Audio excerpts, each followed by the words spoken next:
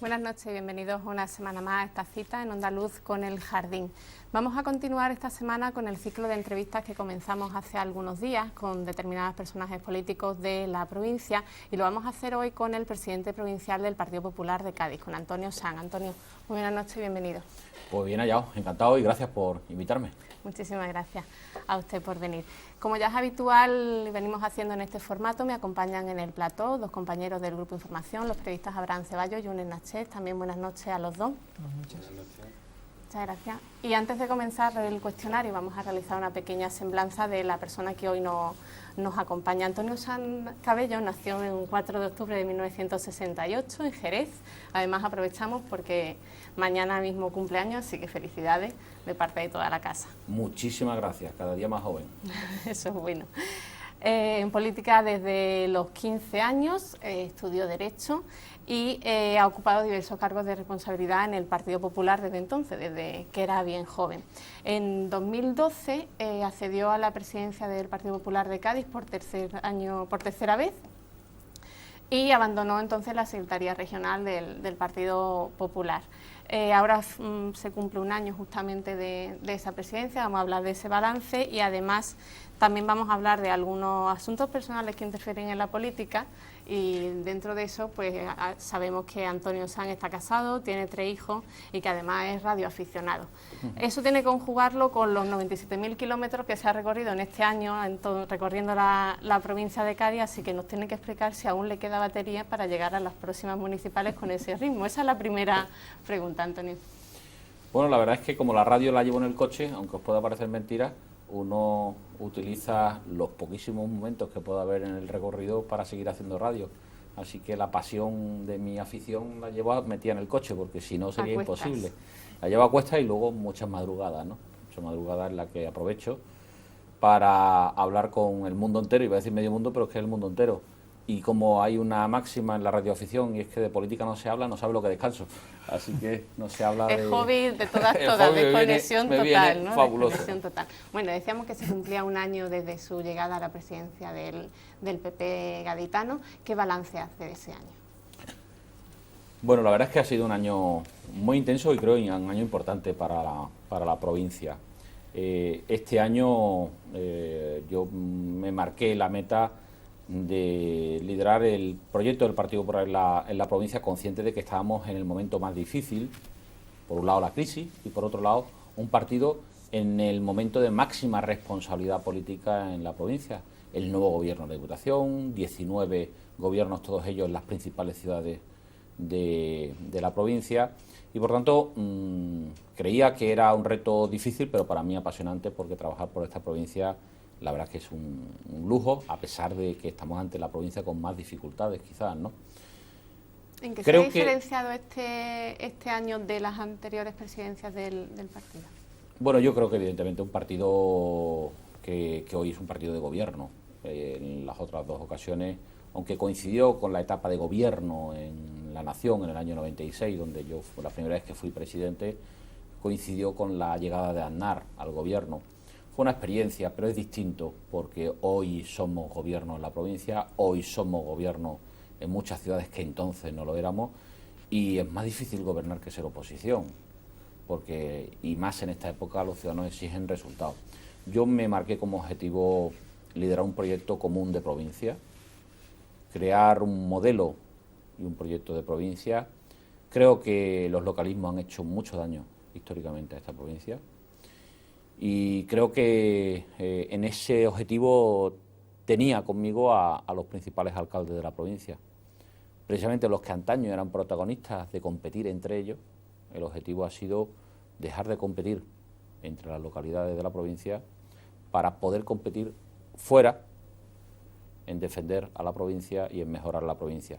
Y creo que hay proyectos que hemos puesto en marcha este año, que así por lo menos así nos permiten liderar un modelo de provincia. Recientemente hemos recibido el apoyo de la ministra de Fomento para poner en marcha la plataforma logística Sur de Europa, que es un proyecto que va a significar un auténtico revulsivo económico de desarrollo en la provincia, que era necesario y que agrupa al conjunto de la provincia, como el modelo de ampliación de la zona franca, es un modelo que agrupa a la provincia, y como también, evidentemente, la lucha por la defensa del interés general de la provincia. Lo que es bueno para Puerto Real es bueno para Jerez, lo que es bueno para Sanlúcar es bueno para San Fernando, lo que es bueno para Cádiz es bueno para Algeciras. Yo creo que son conceptos que hasta ahora no habíamos logrado imponer y dirigir en nuestra provincia, y por tanto mi principal reto en ese sentido ha sido ahondar en defender la provincia, en crear un modelo y un proyecto que nos permita, siendo consciente que tenemos la mejor provincia, y yo creo que se nos discute, en riquezas, en posibilidades, en potencialidades, poner ese valor en alza y conseguir que una provincia que es muy atractiva para vivir también sea cada vez más una provincia atractiva para invertir, y eso ayude a crear empleo, que es el principal reto que tenemos por delante.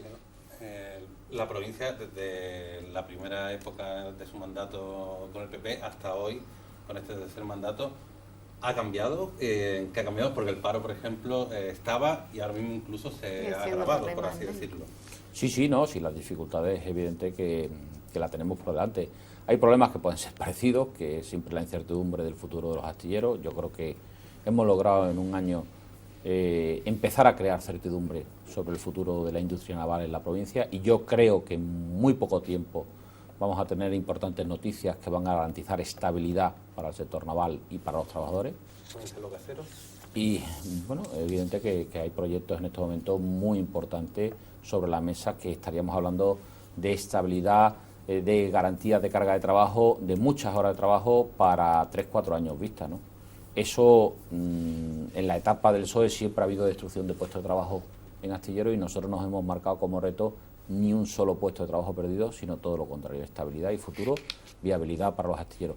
Digo que eso puede ser algo que habitualmente siempre te encuentras, pero el problema estructural de la provincia es más grave, es un problema donde hay un exceso de dependencia del sector público y la necesidad de hacer una proyección hacia la incorporación de nuevas industrias. Incluso las pocas que ha habido durante estos años, algunas nos han desaparecido. El ejemplo lo tenemos con Delphi. Y ahí hemos puesto en marcha, a pesar de las dificultades, un proyecto como Reindu, que antaño en la etapa socialista se ha visto involucrado de escándalo y corrupción, y que nos ha costado mucho mantenerlo y cambiarlo. Creo que el próximo año vamos a hacer una nueva transformación del proyecto para que de verdad se convierta en un proyecto de reindustrialización de la provincia. ¿Viene dotado con menos fondos este año? Bueno, este año son 100 millones de euros. El problema que tenemos es que hay que actualizar el programa para permitir que las empresas puedan considerar atractivo ese recurso. Pues no es un problema de recursos, es un problema de garantía. Claro, si tú tienes un programa donde luego las empresas no tienen capacidad ni fuelle, pulmón para desarrollar los proyectos, puedes tener un proyecto fallido, y eso no es positivo. Por lo tanto, tenemos que actualizar ese programa y estamos trabajando mucho con el Ministerio de Industria. Pero Cádiz necesita una apuesta por la reindustrialización, pero sobre todo necesita una apuesta por sectores que evidentemente nos sitúan a la cabeza. El turismo y la puesta en marcha de un proyecto que yo he denominado 365 días. Cádiz tiene posibilidades de completar, ser un gran atractivo turístico los 365 días al año. Creo que se puede potenciar que Cádiz esté abierta todo el año desde el punto de vista turístico, y ese es otro de los grandes retos, es nuestra primera industria. Es decir, yo creo que hay retos donde es verdad que estamos en una situación económica difícil, de desempleo terrorífica, pero creo que estamos poniendo las bases para salir de la crisis y lograr empezar a crecer, y sobre todo hacerlo en mejores condiciones. No se trata solo de salir de la crisis, se trata de hacerlo en mejores condiciones para que cuando todos estemos fuera de la crisis nosotros podamos competir mejor que como lo hacíamos antes. Dentro de esos casi 100.000 kilómetros que ha realizado durante este año, supongo que buena parte de ellos también habrá sido para conversar con empresarios de la provincia, para conocer las inquietudes del sector. La pasada semana estuvo en Jerez Javier Sánchez Rojas y hizo una especie de llamamiento, supongo que a lo mejor personalmente también se lo habrá trasladado, de la dificultad de las empresas hoy en día de asumir las subidas de impuestos y comentaba que al igual que, por ejemplo, no se aplica el IPC o la subida del IPC a las pensiones o a los salarios, que se puede hacer igualmente con los impuestos que tributan actualmente las empresas. Desde su posición al frente del Partido Popular en la provincia, ¿qué mensaje es el que le puede trasladar a los empresarios que también necesitan ese margen también para ayudar a contribuir a la creación de empleo? Cierto es que yo creo que en el ámbito empresarial hay dificultades en estos momentos. La principal es el acceso al crédito. Es decir, yo creo que la primera necesidad de una empresa es poder tener fuelle económico para subsistir. El problema ya no es crear más empresas, es que no sigan muriendo empresas. Ese es el principal problema y con eso la destrucción de empleo. Creo que el plan de proveedores ha sido el mejor plan de empresa y de empleo que se ha creado en este país en décadas, porque ha permitido, si no bien crear, sí permitir que no mueran más empleos. Por lo tanto, el plan de proveedores ha sido un gran proyecto empresarial que yo creo que no se ha sabido valorar, cómo ha evitado muertes de empresas y evidentemente desaparición de mucho empleo. Punto primero. Segundo, reforma del sistema financiero absolutamente prioritaria.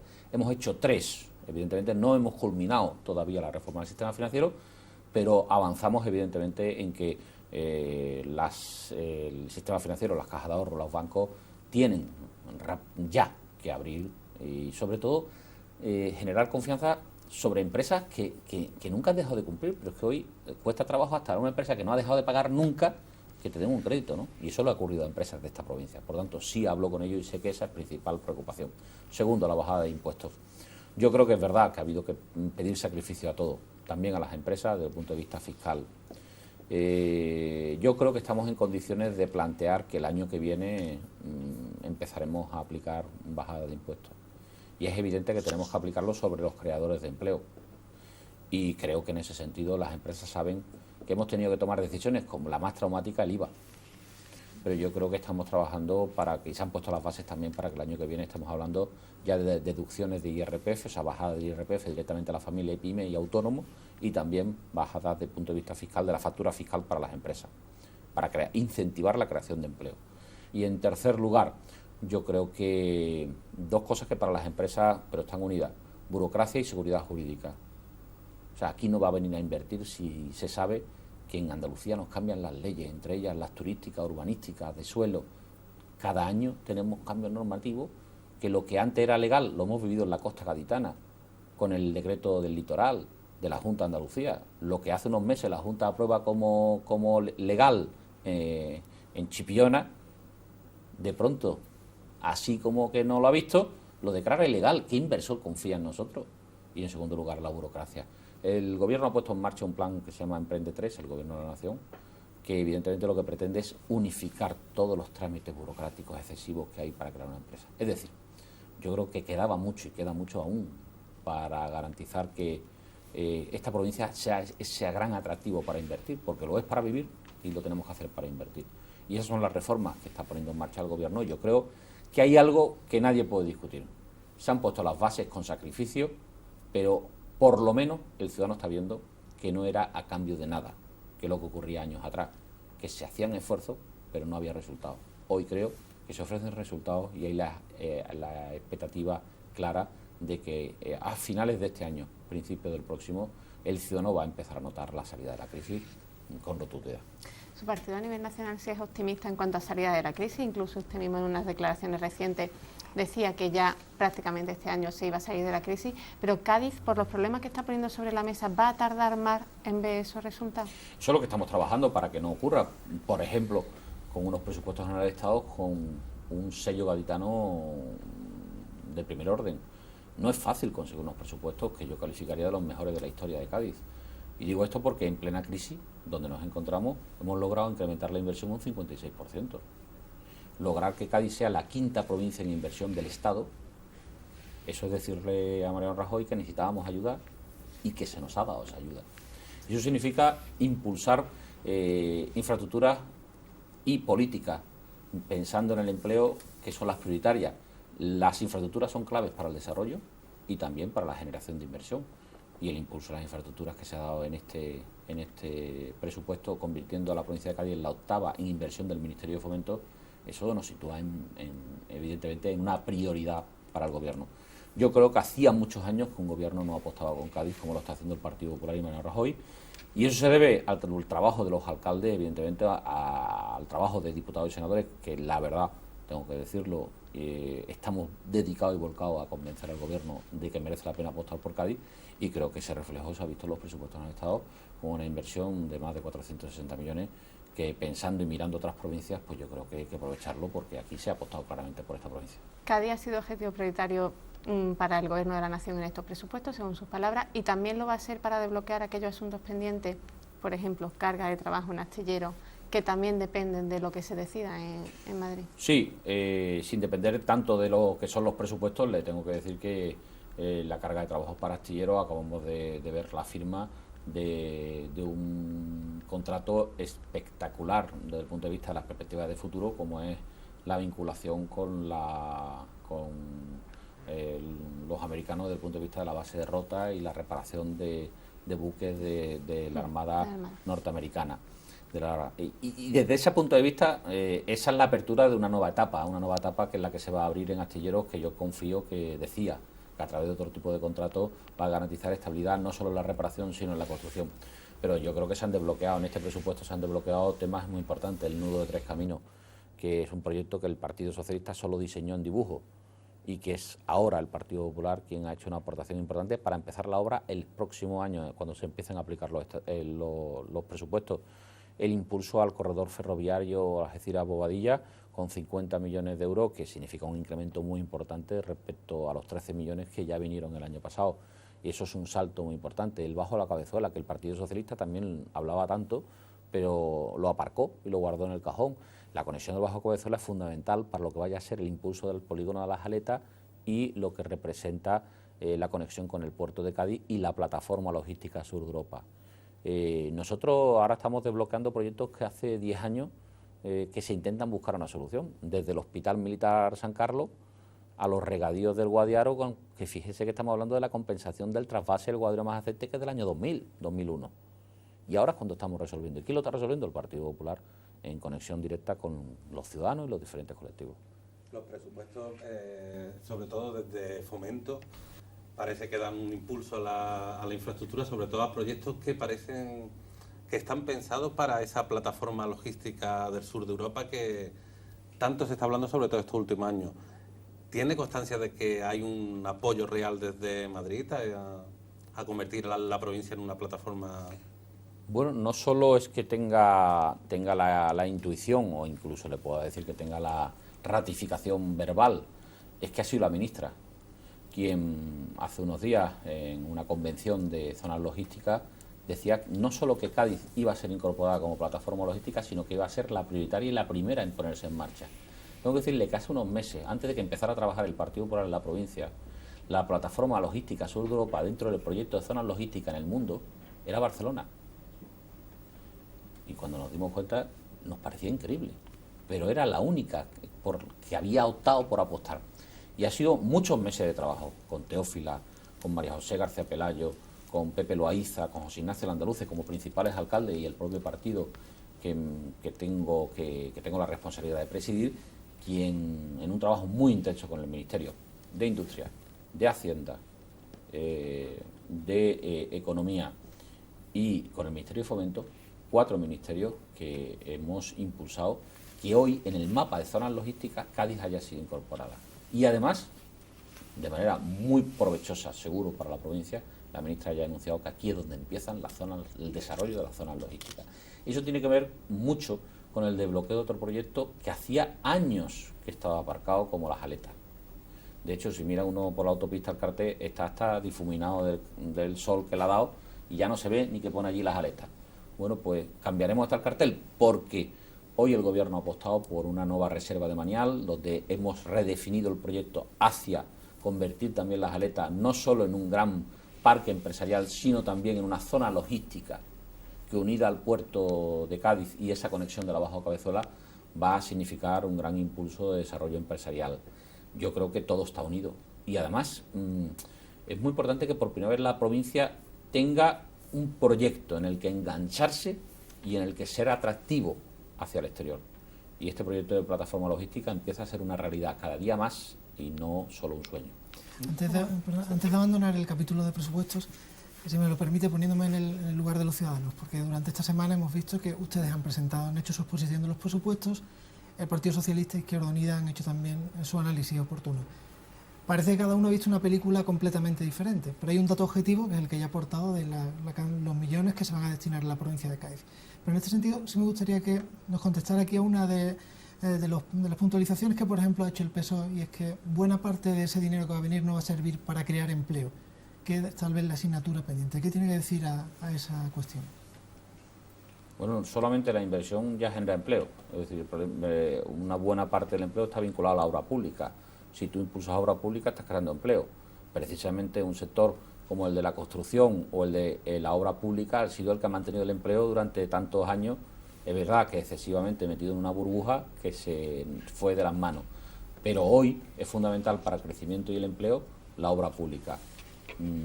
Incentivar la obra pública es crear empleo, y luego yo creo que las apuestas por todo este desarrollo industrial y la apuesta por una política económica distinta que va a facilitar mediante una estrategia del gobierno global, que es la estrategia de emprendimiento y la ley de emprendedores, yo creo que se están poniendo claramente las bases para crear empleo. Yo creo que no es más ciego que el que no quiere ver. Yo creo que no hay cosa peor en política que no reconocer cuando las cosas son buenas para tu tierra. Eso es lo que le ha pasado al PSOE. Yo me encantaría poder aplaudir los presupuestos de la Junta de Andalucía si son buenos para la provincia, y de luego lo aplaudiré. Tengo un problema, que como no provincializan, nadie sabe lo que viene a la provincia. Aprovecho para retar al PSOE a que los próximos presupuestos, por Dios, que lo provincialice, porque si no, no sabemos lo que hay. Un PSOE que se dedica a criticar los presupuestos del Estado, que sí vienen hasta la última coma de dónde va a ir el dinero, un partido que no es capaz de decirnos en la provincia que venga un euro, porque no están provincializados. Dicen las mismas partidas para toda Andalucía. Yo creo que eso no es jugar con transparencia, y creo que eso es engañar a los ciudadanos. Por lo tanto, yo lo hablaba el otro día con el PSOE, con el Partido Socialista, quien creo que tengo la obligación de incentivar al máximo el diálogo con el Partido Socialista, con sus dirigentes, porque creo que juntos podemos sacar también muchas cosas adelante. Yo tiendo la mano al Partido Socialista y creo que hay proyectos que tendríamos que hacer juntos. Y en esa apuesta yo le decía, y me estaba refiriendo a unos agricultores que necesitaban ayuda de todas las administraciones: oye, aunque yo ponga 80 y tú pongas 20, vamos juntos de la mano, y te aseguro que el protagonismo político estoy dispuesto a compartirlo si vamos a ayudar. ¿Por qué? Porque yo creo que la gente está cansada de los enfrentamientos, esto de que diga lo que diga los presupuestos, el PSOE va a hablar mal y el PP va a hablar bien. No, si son buenos, son buenos. Y cuando sean malos, usted diga que son malos. Igual diré de la Junta, y ojalá pueda aplaudir los presupuestos de la Junta si son buenos para la provincia. Antonio, hablando de esos proyectos junto a la plataforma logística, también recientemente hemos tenido noticias de la zona franca, de la aportación que va a venir para la provincia de Cádiz, pero sí es cierto que se ha entrado en competencia con Sevilla, y que hay un asunto, el dragado del río Guadalquivir, que tiene un poco divididas a los partidos, incluso dentro de su propio partido. Sevilla ha defendido el dragado, y aquí hemos oído y hemos aprobado por unanimidad todos los grupos en Diputación mociones en contra. ¿Qué va a pasar con ese asunto? ¿Cuál es la postura del Partido Popular respecto al dragado del Guadalquivir? Bueno, yo entiendo que Sevilla, y eso nadie lo puede impedir, ¿no? Sevilla intente buscar también sus posibilidades de avance y desarrollo. Lo que hay que intentar es que no choquen con lo que son las posibilidades de subsistencia y también de crecimiento y desarrollo que tengan otras provincias. Yo entiendo, pero no puedo compartir, y yo me muestro absolutamente y radicalmente en contra del proyecto del dragado del río, que además digo que no se va a hacer. Y digo que no se va a hacer por dos cosas. Uno, por cuestiones medioambientales. Es imposible que se pueda avalar un proyecto como ese, también por las consecuencias que de cara a Doñana y de cara a lo que representa el río puede representar ese dragado, y dos, porque no hay Dios ni gobierno que soporte la inyección económica que alcanza el dragado. El dragado no es hacer el dragado y luego olvidar, es que todos los años hay que meter dinero para dragar. El mantenimiento. Por lo tanto, es que es impensable que exista un gobierno que pueda sostener eso. Otros podrán mantener el discurso, pero si quieren lo dejamos en el discurso. La realidad va a llevar a que eso no se va a hacer. Vale. Vamos a hacer una pausa para publicidad. Seguimos hablando con Antonio Sanz de más temas respecto al gobierno andaluz y también sobre los cambios que se han dado últimamente en la provincia de Cádiz. Regresamos ahora mismo.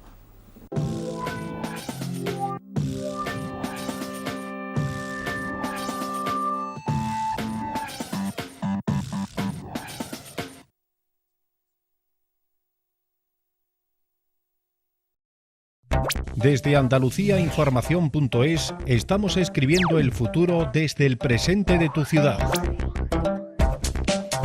Conectados 24 horas a la actualidad local con una ventana al mundo.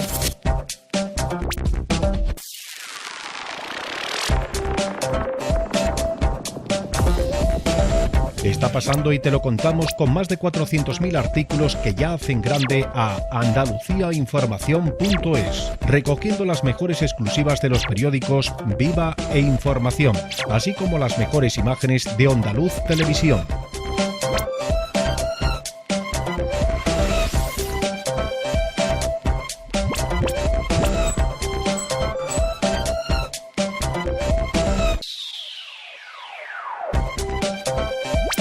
Recibe gratis y a diario en tu correo electrónico toda la información de tu ciudad.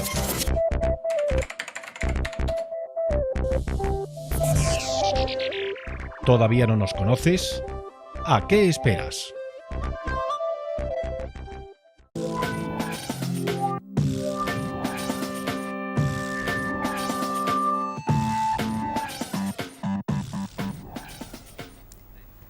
Hablábamos antes con Antonio Sanz de los presupuestos generales del Estado y los próximos presupuestos que conoceremos serán los de la Junta de Andalucía, para los que ya ha hecho su petición.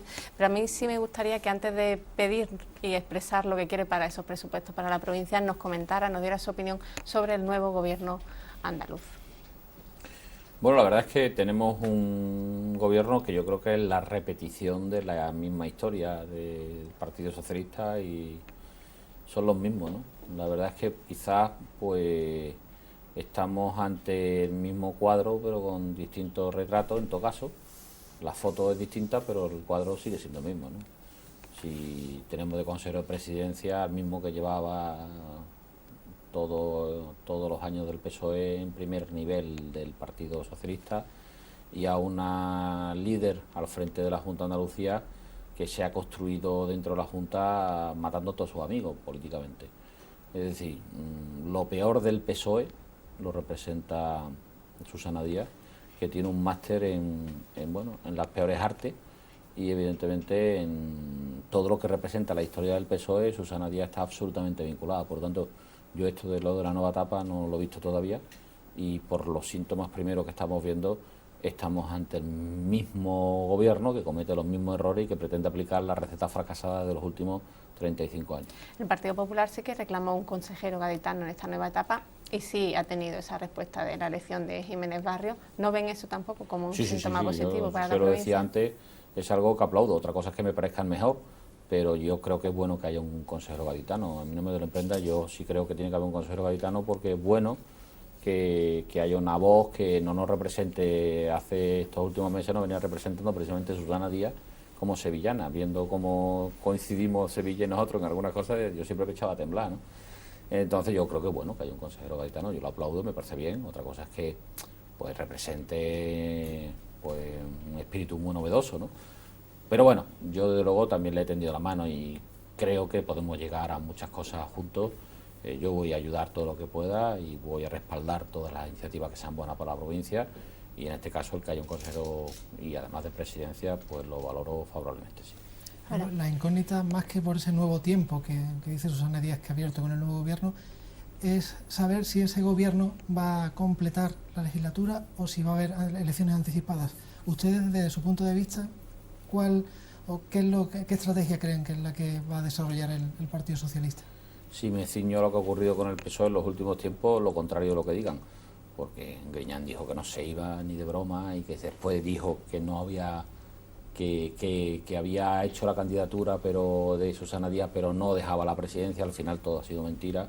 La realidad de Andalucía es que llevamos en los últimos 5 años 4 presidencias, de las cuales 3 de esas presidencias no han ganado ninguna elección y 2 de ellas no se habían presentado ni a las elecciones, ¿no? Estamos ante un deporte que es el que ha impuesto el PSOE, también en Sanlúcar Barrameda, por cierto, hace poco, que es la fuga de los responsables políticos, ¿no? Y la verdad es que darse la fuga parece que es el deporte del PSOE hoy.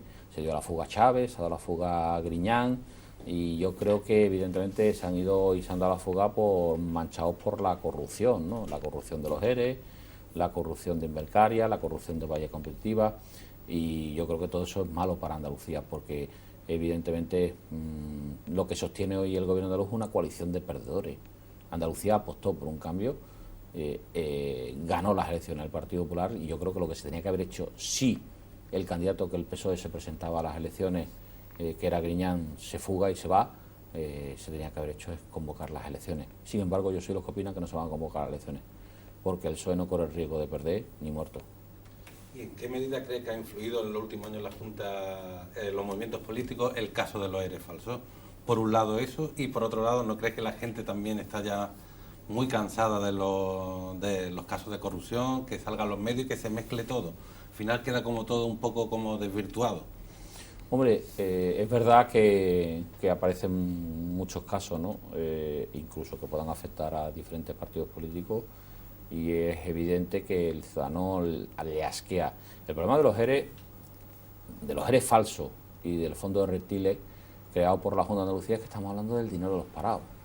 Es decir, aquí había 1.500 millones que tenían que haber ido destinados a solucionar el principal problema que tiene Andalucía, que es el paro. Y ese dinero, no 4 golfos como decían al principio, sino ya casi 140 imputados, de los cuales más de 40 son altos cargos de la Junta de Andalucía, nos han metido en un fraude sin precedentes, con el mayor escándalo de corrupción de la historia de la democracia, con toda seguridad, porque son 1.500 millones que era dinero de los parados. Y ese dinero al final ha ido destinado a beneficiar a los amigotes y a los entornos del Partido Socialista, y ya veremos hasta dónde llega, ¿no? Esto es una sinvergonzada sin precedentes, tratándose además del dinero que tenía que haber ido a arreglar el problema principal de esta Andalucía nuestra, que es el paro, ¿no? Y eso luego se ha reproducido en otros escándalos, como en Mercario Bahía Competitiva. En Cádiz, Bahía Competitiva eran 23 millones de euros para buscar que empresas crearan empleo, y al final pues ha ido a derivarse también a los entornos del Partido Socialista, ¿no? Todo esto es muy grave, porque claro, el parado no es que le asquee la corrupción, lo que él tiene que estar es indignado de que el dinero que tenía que haberle arreglado sus problemas haya ido a un caso de corrupción, o a varios casos de corrupción como estos, ¿no? Hablaba antes de que los casos de corrupción habían forzado las salidas de Chávez, de Griñán, de sus puestos. Se refería a Irene García, en ese caso no ha sido así, o al menos que se ha hecho público. Sí, en su argumentario explicaba que había habido una razón personal muy fuerte a la hora de tomar una decisión como abandonar la alcaldía, con un riesgo que es para irse. Yo cuando la tuvimos aquí hace 2 semanas le decía, bueno, es que el que se va a la mina a buscar oro y no sabe si va a encontrar oro o no, la decisión tampoco es un premio para lo que se ha marchado. ¿Entiende esa carga personal en un cargo político? ¿Se entiende que una mujer diga, me voy a centrar en esta responsabilidad solo porque tengo una familia que al final es la que le quito todo el tiempo? En eso me refería cuando decía que Antonio Sanz tenía 3 hijos y también compaginaba eso. Sí, lo que pasa es que uno tiene que tener la responsabilidad de saber dónde uno se mete. Tú no puedes jugar con el ciudadano a pedirle la confianza y luego quitarte de en medio, ¿no? Yo creo que evidentemente puede haber razones personales, pero yo creo que hay que saber dónde uno se compromete, ¿no? Y saber organizar, evidentemente, tus compromisos vitales. La política tiene unos sacrificios que yo creo que, además de ser una dedicación muy denostada por los ciudadanos, yo creo que no se conoce. Y yo confío en el 99,9% de los políticos, no del PP, de todos los políticos, porque creo que hacen una labor muy sacrificada, de enorme dedicación y de mucha renuncia a la familia, porque esto no tiene fines de semana. Aquí no cerramos a las 3 de la tarde los viernes, aquí dedicamos los sábados, donde hay que ir a todos los pueblos, a cualquier feria o a cualquier exposición o cualquier acto de una asociación de vecinos. Y eso la gente no lo reconoce. Por tanto, yo claro que reconozco la vinculación a una decisión personal, pero también hay que ser consecuente con las responsabilidades que se asumen, y uno no le puede decir a los ciudadanos confíen en mí y luego quitarse en medio. Hay que cumplir los mandatos, y evidentemente en ese sentido pues yo creo que sí ha habido una determinada fuga, que yo respeto por supuesto, y además he hablado directamente con Irene y le deseo todo lo mejor.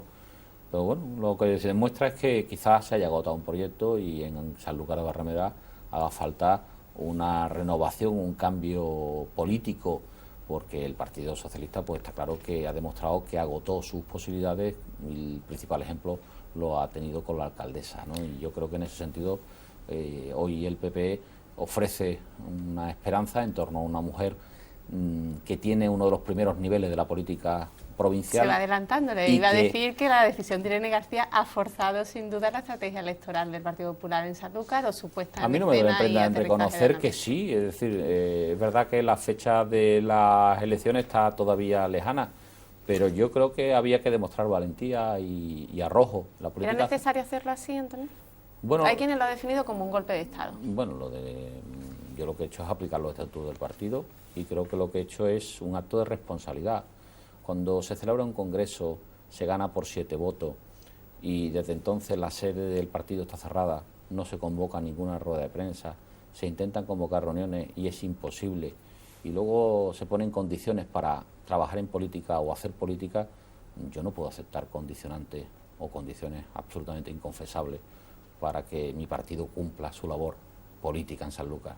Y por lo tanto yo he actuado según los estatutos, tengo la responsabilidad de garantizar la viabilidad del proyecto y tengo la obligación de trasladar en Sanlúcar un mensaje de alternativa y de cambio, que es lo que hoy aporta el Partido Popular, con una mujer valiente, una mujer que forma parte de la primera fila política de la política gaditana como es Ana Mestre, y que ejemplos de eso hemos tenido. Teófila Martínez hizo dedicación a Cádiz, Pepe Loaiza hizo dedicación a San Fernando, María José García Pelayo hizo dedicación a Jerez, o José Ignacio Landaluce hizo dedicación a Algeciras.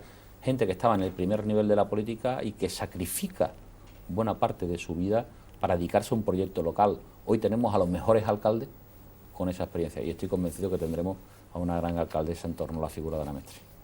¿Y se aplicarán también los estatutos? ¿Se utilizará el mismo modo para el candidato del Partido Popular a la Junta de Andalucía? Pues se aplicará lo que establecen nuestros estatutos, que en ese sentido será, y la responsabilidad del Comité Electoral Nacional, que tiene la competencia, será quien lo decida, en base a un diálogo con todos, ¿no? Y en ese sentido, pues yo creo que tanto el partido a nivel de todas las provincias, como la dirección regional, como la dirección nacional, estoy seguro que vamos a conseguir el mejor candidato que presentaremos a las próximas elecciones. Entiende el partido que no ha llegado el momento todavía de tomar esa decisión y eso nos afecta al trabajo diario y a nuestro compromiso. Pero estoy convencido que nosotros nos vamos a presentar a las próximas elecciones con un candidato ganador y con capacidad de generar ilusión para gobernar y lograr el cambio político que tan necesario en Andalucía casi después de 40 años. ¿Su apuesta personal para ese cargo es Miguel Arias? Pues tengo que decirle que yo trasladaré la opinión de la provincia y la mía personal cuando me la reclame el partido. Creo que tengo que ser respetuoso, ¿no? Usted me menciona una persona que es excepcional, ¿no? Porque para esta provincia, imagínese lo que significa, no solo porque sea en Jerez donde tenga su residencia, sino porque ha logrado el mejor acuerdo de la historia de pesca con Marruecos, porque ha logrado cambiar radicalmente la peor reforma que se iba a hacer de la política agraria y comunitaria a una gran reforma de la política agraria y comunitaria que garantiza el futuro de nuestros agricultores, que ha conseguido acuerdos históricos para el sector pesquero, como en relación con el boquerón, con el atún o con el pulpo, en las peticiones que nos han hecho por localidades como, por ejemplo, Chiclana. Es decir, una persona volcada y que está garantizando mucha inversión en esta provincia. Es decir, para mí Miguel es un... no estoy haciendo una apuesta, estoy definiendo a Miguel Arias. Yo tengo que decir que Miguel Arias entiendo que es un gran ministro de Agricultura, que tiene muchísimas posibilidades de futuro para muchas cosas y por lo tanto yo creo que yo no tengo el mando para decir, creo que lo tiene Mariano Rajoy. Esta semana ha habido una reunión muy importante de todos los presidentes provinciales del Partido Popular con su secretaria general. Si nos atenemos a las crónicas que ha hecho la prensa regional, que supongo que las habrá leído todas, hablan de que que la posición que hay en Madrid y la que hay en Andalucía diverge en algunos sentidos, sobre todo a la hora de decidir la fecha en la que hay que elegir ese candidato. Incluso se ha hablado de que ha habido presidentes provinciales que pedían que se diera a conocer, que se eligiera el candidato antes de que finalizara este mismo año. ¿Usted está entre esos presidentes, si eso es así, que hubo ese posicionamiento? No, yo creo que el partido tiene derecho a establecer su propia agenda, ¿no? Y que no te la marque nadie, ¿no? Ni te la marque el Partido Socialista, ni te la marquen los medios de comunicación, ni te la marque nadie. El partido tiene que pensar cuándo es el mejor momento para tomar esa decisión. Si tuviéramos unas elecciones, es evidente que estaríamos abocados a tener que tomar esa decisión, pero no hay elecciones a la vista. Yo no soy de los que cree que vaya a haber elecciones a la vista. En el caso autonómico, cualquiera le dice a Susana Díaz, que acaba de llegar, que que ahora convoque elecciones, vamos, le da pánico. Es decir, yo no las espero y por lo tanto tenemos tiempo suficiente para madurar la decisión y elegir al mejor. Por lo tanto, yo no seré de los que presione para que pueda decidirse en un momento determinado, ni detecté ayer, en estos días, ni anteayer, ni en estos días que tenemos conversaciones y reuniones, ningún movimiento que exija un cumplimiento de una fecha. Creo que por una fecha además es un error, porque no sabemos cuándo se puede tomar la decisión y podemos que el ciudadano piense que le hemos mentido. Yo creo que no. Yo creo que lo tomaremos cuando esté madura la decisión y tengamos decidido el mejor. A nivel provincial sí es cierto que en Sanlúcar, por ejemplo, ya sí se ha adelantado ese candidato. ¿Hay otras poblaciones en las que exista la misma problemática que ha existido en Sanlúcar y que sea necesario adelantar esa comisión local o candidato para que vaya a presentarse a las municipales? Y si no es así, ¿cuál va a ser el calendario de presentación de candidatos en el resto? Yo creo que en esos 97.000 kilómetros que he tenido la oportunidad de hacer durante este año, he tenido la oportunidad de intentar transformar aquello que teníamos que mejorar y de intentar lograr pues acercar a la vida política, si no estaba, y si estaba, impulsarlo a los mejores candidatos para las poblaciones. Yo creo que el Partido Popular está en condiciones, aunque parezca mentira, por primera vez, a año y medio vista, de poder presentar el 100% de sus candidatos ya. Creo que ese trabajo no he perdido el tiempo en trabajar para que tengamos buenos candidatos en todas las poblaciones, y iremos ya, a raíz de Sanlúcar, iremos desarrollando novedades importantes, y el Partido Popular no solo quiere trabajar por mantener las alcaldías que tiene la Diputación, sino yo creo que vamos a dar importantes sorpresas en la provincia, en poblaciones de nuestra querida provincia. Porque va a haber más cambios de las personas que estaban hasta ahora dirigiendo los partidos a las que van a elegir para... Sí, de hecho, en la celebración de los congresos locales, que nos quedan 10 congresos locales por celebrar, el cambio ha sido prácticamente el 50% de los presidentes, que puede tener o no que ver con los futuros candidatos, ¿no? Pero en ese sentido, bueno, pues creo que ya se está produciendo una renovación importante, una renovación por adición, por suma en la mayoría de los casos, pero sí la incorporación de nuevas personas. Yo no descarto que en otras poblaciones, evidentemente, no tengan que ser con los mismos mecanismos, pero sí haya decisiones novedosas y muy importantes y sorpresivas respecto a candidatos del PP. Y me imagino que para las municipales uno de los objetivos será mantener la Diputación y recuperar ciudades que se perdieron, como me imagino que recuperar Barbate, Las Líneas, San Roque. ¿Está contento con la labor de oposición que se está realizando en esos municipios? Bueno, yo creo que es evidente que todo se puede mejorar, y yo sí apuesto por poner los candidatos por primera vez con suficiente antelación para que los ciudadanos le conozcan bien y sepan madurar la decisión. Muchas veces tomamos decisiones demasiado a la ligera y 6 meses antes queremos que el ciudadano quiera confiar en una persona que lo acabas de descubrir, ¿no? Yo creo que ese trabajo lo hemos avanzado, y yo voy a poner en escena, saltándome incluso plazo, porque a nivel provincial, regional, nacional no nos han marcado plazo. Tenemos libertad y autonomía desde la dirección provincial para poder tomar esas decisiones, ¿no? Entonces yo creo que vamos a encaminar de verdad hacia poner en escena personas o responsables políticos que van a generar mucha confianza, punto primero. Y en segundo lugar, yo creo que se está haciendo un trabajo muy serio, pero la oposición tiene muchas dificultades. Y a veces pues no se puede hacer buena oposición porque en un pleno se puede presentar 5 mociones, en el caso de Sanlúcar, pero no más. Te gustaría hacer más, y entonces en ese sentido yo creo que eso, que repetido a cualquier otro municipio, cuesta mucho trabajo. Yo estoy contento, pero creo que evidentemente yo ahora no pienso en la labor de oposición, yo pienso en la presentación de la alternativa de gobierno y en trasladar un mensaje al ciudadano de que puede confiar en la alternativa de gobierno que el Partido Popular le va a poner sobre la mesa.